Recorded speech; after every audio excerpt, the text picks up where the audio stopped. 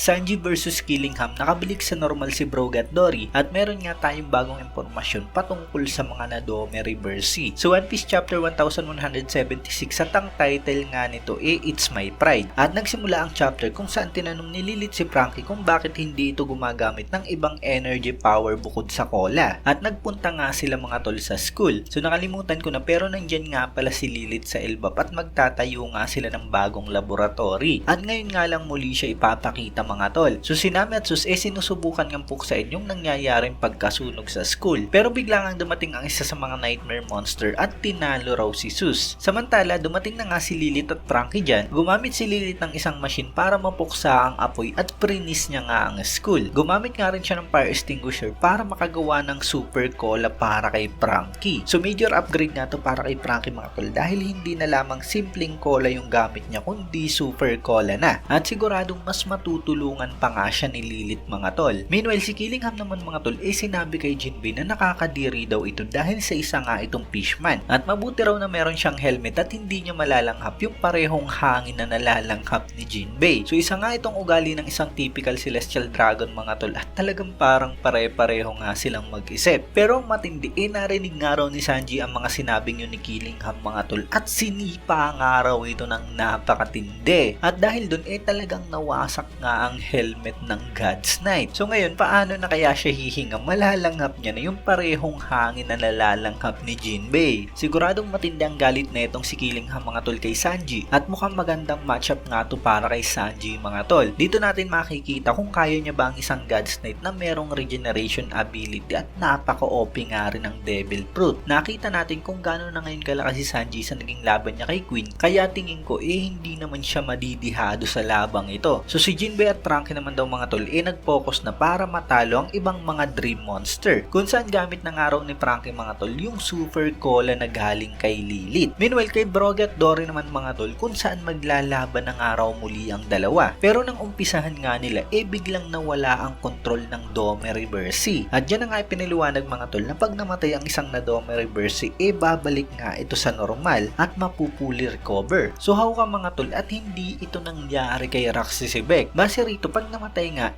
babalik sa normal at mapupuli recover. Pero hindi nga natin yung nakitang nangyari kay Rax kahit na nga na Dome Reversi din ito. Or siguro baka hindi ipinakita. At kung ganun baka buhay si Raksisibek. Hindi ako sigurado dyan siyempre pero talagang inconsistent nga ang pahayag na ito patungkol sa Dome Reversi. Well probably mas may paliwanag nga ito mga tol sa full chapter. So sa last page nga raw ng chapter makikita natin si Zoro, Brogy, Dory at Haru din at naghahanda nga silang labanan yung mga ibang na Dome Reversing Giant. At siguradong magiging madali na nga ang lahat mga tol dahil sa alam na nga nila na kailangan patayin yung mga na Dome Reversi para makabalik ang mga ito sa normal at mapupuli recover pa nga ang mga ito. So bali yan nga lang mga tol yung spoiler natin para sa One Piece Chapter 1176. Bali break nga tayo next week kaya 2 linggo yung hihintay natin para sa kasunod na chapter. At yun maraming salamat sa inyong panunod at mag-iingat kayo palagi. Bagang!